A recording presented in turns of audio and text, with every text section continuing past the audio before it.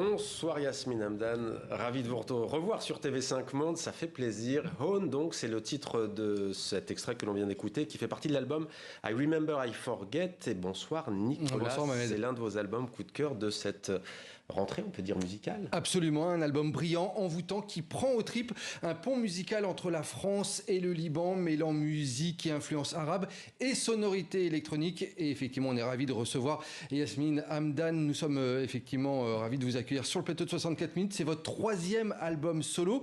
Il s'ouvre sur le titre que l'on a écouté à l'instant, qui s'appelle On, ça veut dire ici, On. C'est un titre directement inspiré par un drame, un traumatisme vécu par votre pays natal, le Liban, l'explosion du port de Beyrouth en 2020. C'est bien cela ?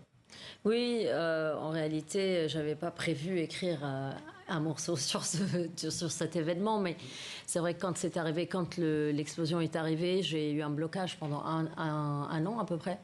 J'avais pas beaucoup d'inspiration.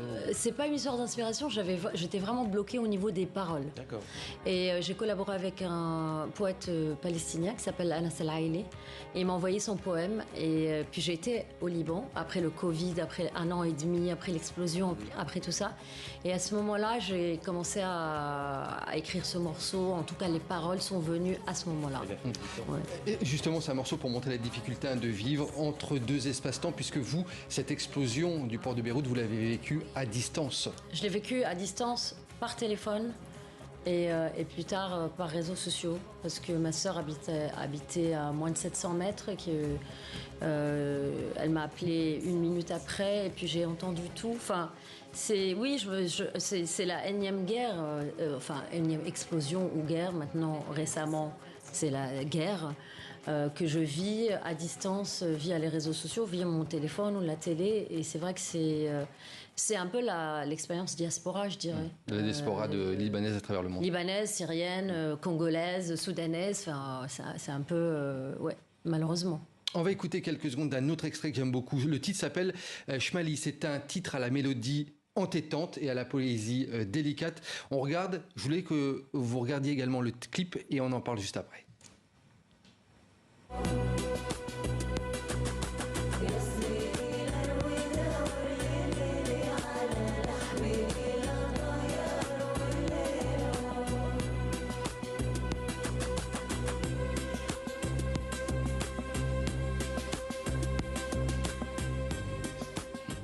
Yasmine Hamdan, c'est un morceau dans la tradition folk palestinienne. Le morceau, il s'inspire en particulier du Tarouidé. C'est un répertoire de chansons codées datant de l'Empire ottoman. Pourquoi vous avez voulu vous inspirer de ce répertoire ? Et aussi, je voulais que vous me commentiez un petit peu ce clip très dansant, on peut le dire. Bon, je commence par le morceau.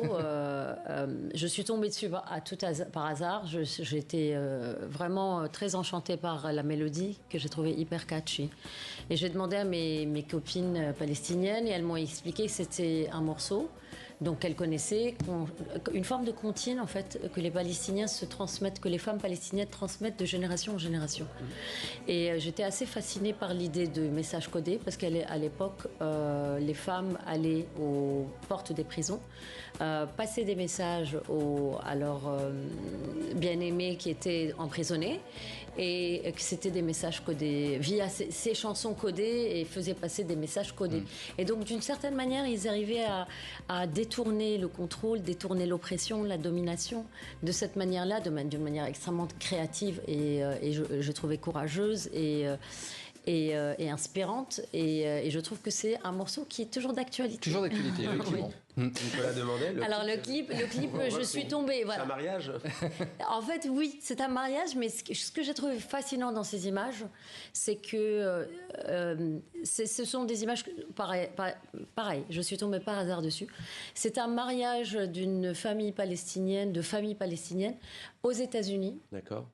Où on sent qu'ils s'habillent un peu comme s'ils étaient à l'époque où ils ont quitté. Oui. Donc il y a quelque chose de très bizarre dans leurs habits. Enfin, j'ai trouvé ça vraiment un mélange formidable. Comme si le temps s'était arrêté. C'était arrêté, puis c'est très very telling par rapport aux Palestiniens, c'est comme ça qu'ils continuent à exister. C'est par leur musique, c'est par leur danse, c'est par leur joie, et c'est par leurs habits, c'est par leurs rituels.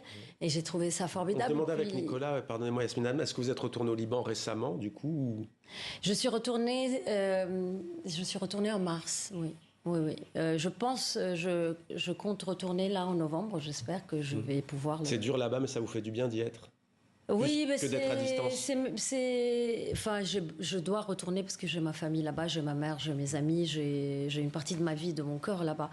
Mais c'est toujours, c'est un mélange en fait. C'est très difficile, surtout après cette dernière guerre, ce qui m'a, moi, assommé encore une fois, mais eux, ce qu'ils ont vécu, c'est vraiment très dur. Merci. I Remember, I Forget, c'est le titre de ce nouvel album, Yasmine Hamdan, qui sera en tournée dans toute l'Europe à partir de février 2026, avec notamment une date à Paris, au Trianon, le 18 mars. On y sera, Mohamed. Merci Nicolas, on y sera effectivement grâce à vous, notamment. Merci Yasmine Hamdan. Merci.